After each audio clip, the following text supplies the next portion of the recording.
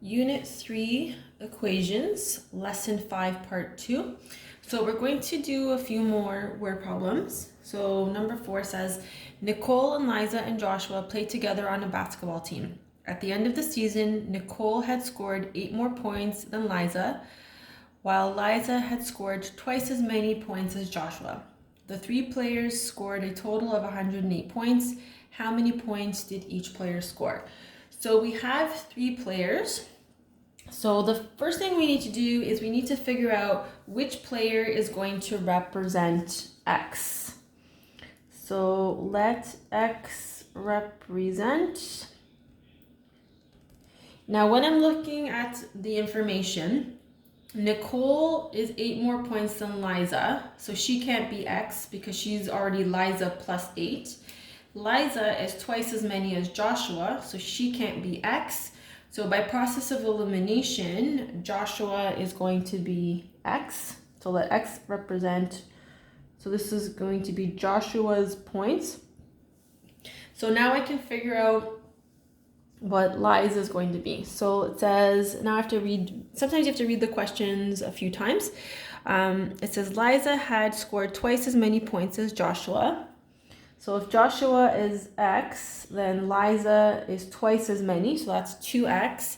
And then it says Nicole had scored 8 more points than Liza. So if Liza is 2X, then Nicole is 2X plus 8. Now what we do know is that all of them together, when you add them up, it's got to equal 108 points. So now we can put into our equation. So Joshua plus Liza plus Nicole. So there's Joshua, X, there's Liza, there's Nicole. Together, they scored 108 points. Now we want to know how much each player scored, so we need to isolate X. So I have X plus 2X plus 2X, so I can add those together, and then the 8 is going to go on the other side. So X plus 2X plus 2X is going to stay on the left, and then 108 stays on the right, and then the 8 moves over, so that is going to change to subtraction. X plus 2X plus 2X is 5X. 108 subtract 8 is 100. So now I need to get X by itself. So divide by 5, divide by 5. X is equal to 20. So now I have a base where I can figure out what each of the players, their point value is. So Joshua, so therefore Joshua got, so he was X. So he scored 20 points. All right, Liza was 2 times X. So Liza got 40 points. And Nicole has 8 more points than Liza. So Nicole scored 48 points. Okay, so next question. Gursimran and Kamal are both collecting coins. Gursimran has 3 times as many coins as Kamal. Together they have 172 coins. How many coins does Gursimran have and how many coins does Kamal have? So again, you have the 2 individuals, so you need to figure out who's going to be X and who's going to have X times something or X plus something. So right here we're given a hint. Gursimran has 3 times as many coins as Kamal. So we're gonna let X represent Kamal. So what that means is Gursimran is 3 times X. So Gursimran is 3X. Now what we do know is that when you add the 2 coin collections together, they're going to equal 712 coins. So now we can start putting together our equation. So Kamal is X, for Simran is 3x, and when you add them together, they equal 712. These two terms can be further simplified. X plus 3x is 4x, and then there's no other constants, so we can just leave 712 alone. We want to get rid of the 4, so divide by 4, and x is equal to 178. So now we can figure out how many coins Kamal has and how many coins Simran has. So therefore statement, so Kamal is x, so Kamal has 178 coins. Simran has 3 times 178, which is 534. And if you add those two numbers together, you should get 712. So I'm just going to double check. And that is correct. All right, final word problem. James is selling used computers. He is paid $15 per hour plus $5 commission on sales. What dollar amount of computer sales must James make to earn $1,000 in a 40-hour work week?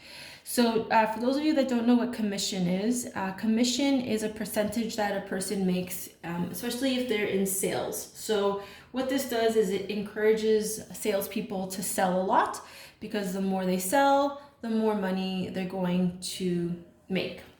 So our unknown is what amount of computer sales does James need to sell in order to bring home $1,000? So let x represent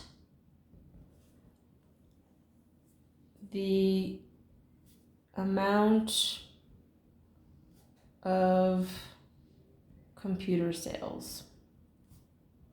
Now, it's important to note that James still gets paid when he's at work, because he gets an hourly rate as well. So in a 40-hour work week, he already makes $15 per hour. So we need to know how much James gets paid if he doesn't sell any computers. So this is called his base pay. So if James works 40 hours in a week and gets paid $15 per hour, that's 40 hours times $15 per hour. So he's going to get paid $600 regardless of whether he sells anything. Okay, so now we can start putting together his pay. So his pay is based on his base pay plus his commission, and we want it to equal 1,000. So James gets $600 plus he makes 5% commission. So 5% in a decimal is written as 0.05. And this 0.05 is multiplied by the amount of sales that he makes. So 0.05 of the total sales he makes. And he wants to make $1,000 this week. So he wants a goal. He needs to know how many computer sales he needs to make. So 600 plus 0.05x is equal to 1,000. So now that we have it in a more familiar context, we can see what we have to do. So remember that you always want your variables on one side and your numbers on the other side. So we want to bring this 600 over here so that it's with the 1,000. 1,000, and when we bring it over, the 600 changes to a negative. So we have 1,000 subtract 600. So this becomes 0.05x is equal to 400. Now I have 0.05x, but I want x by itself. So in order to get rid of the 0.05, I need to divide both sides by 0.05. And if you punch in 400 divided by 0.05, you're going to get 8,000.